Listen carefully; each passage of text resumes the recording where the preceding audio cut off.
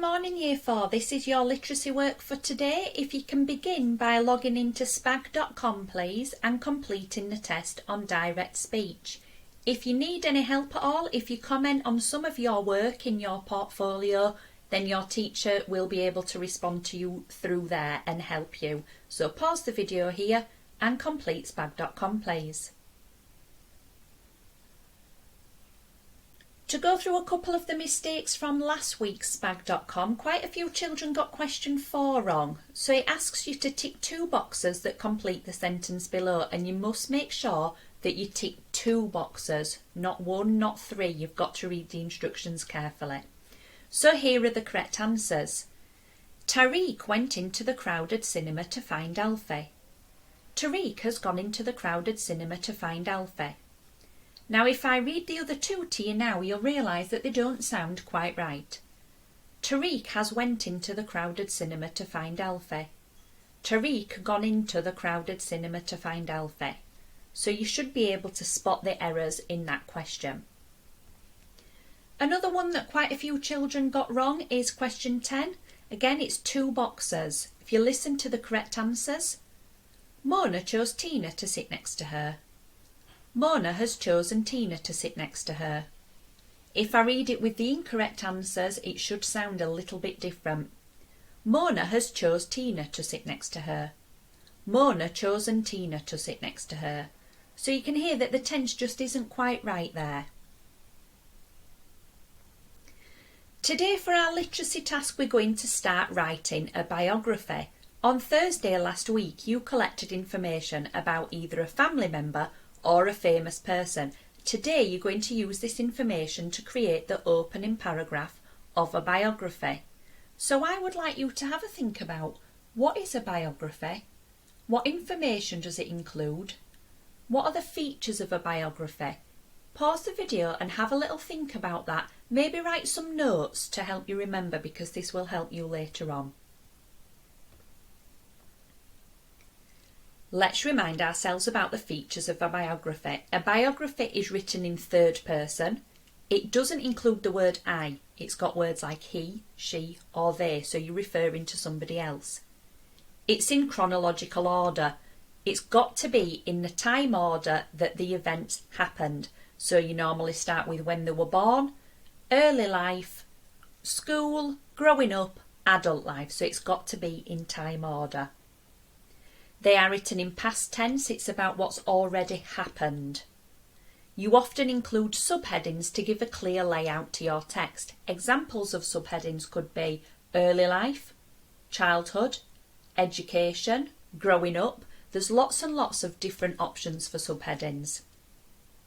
You have an introduction, and that explains why people might be interested in reading about this person. The reason why the word introduction and interested are in boxes is just because there was a little error on the image, so I've just swapped that over, nothing to worry about. You also include a conclusion at the end. What's happened to them now? Are they still alive? That is the only part of a biography that is usually written in present tense.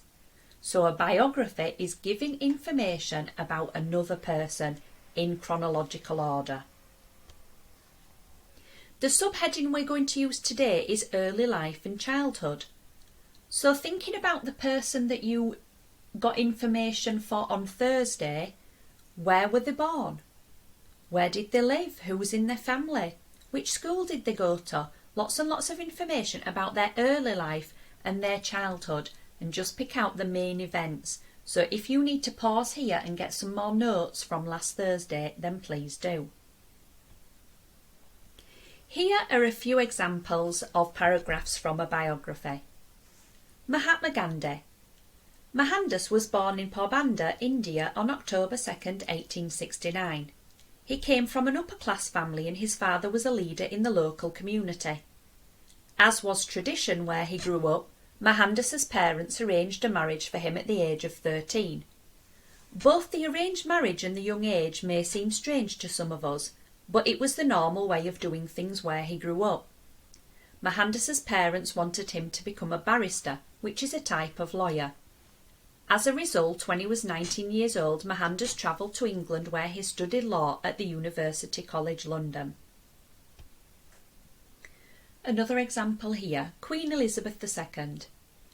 Elizabeth Alexandra Mary was born on April 21st, 1926 at 17 Bruton Street in London, England. At the time, her grandfather King George V was King of the United Kingdom and her father was the Duke of York. This made young Elizabeth a princess. Growing up, Elizabeth went by the nickname Lilibet. As a princess of the United Kingdom, Elizabeth lived a pampered life. She was educated by private tutors at home and enjoyed riding horses at her family's country home in Windsor Great Park. Her younger sister, Princess Margaret, was born in 1930 and her family were close. However, Elizabeth was not a spoiled child. Many adults who came into contact with her commented on how mature and grounded she was even at a young age. And if you want to continue reading about Elizabeth, you can pause the video here and read the next paragraph. Malala Yousafzai. Malala Yousafzai was born in the Swat Valley region of Pakistan on July 12, 1997. She grew up in the city of Mingora with her two younger brothers. Her family practiced the religion of Islam and was part of an ethnic group known as the Pashtuns. Malala's early childhood was one of happiness and peace. Her father was a teacher who ran several schools. Many Pakistani girls did not attend school, but this was not the case with Malala. Her father ran a school for girls where Malala attended. Malala loved learning and going to school. She dreamt of one day becoming a teacher, a doctor, or a politician. She was a bright girl. She learned 3 different languages including Pashto, English and Urdu. Her father always encouraged her to learn more and taught her that she could accomplish anything. Now at any point during this, if you want to go back on the video and have a look at those examples again, you can do. One thing I notice with them is we don't want to repeat the name over and over, and in this one Malala is repeated quite a few times. We've also repeated the word she. I wonder if you can change your word order, change the order in your sentence and see if you can make it sound more interesting. I also noticed from reading those biography examples that they are very formal. They just say the facts, no opinions, it's just about what happened in their early life, just the main information. Very formal, past tense, so that's something to remember. Your task today is to create your opening paragraph for your chosen person. Remember to look through the interview you carried out on Thursday. It will be in your portfolio on Dojo if you want to go through and have a look. That will help you write today's opening paragraph. Gold. I would like you to use at least one simple, one compound and one complex sentence in your paragraph. Silver.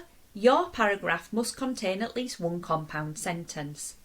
And bronze. I would like you to use the conjunctions because, so, and in your biography. So using 2 main clauses and then joining them with one of those conjunctions in the middle. Now to help you with this, at any point, go back in the video to the examples and also go back to the success criteria, all the information that states what we include in a biography. So remember, past tense, 3rd person, chronological order. We look forward to reading these on Dojo.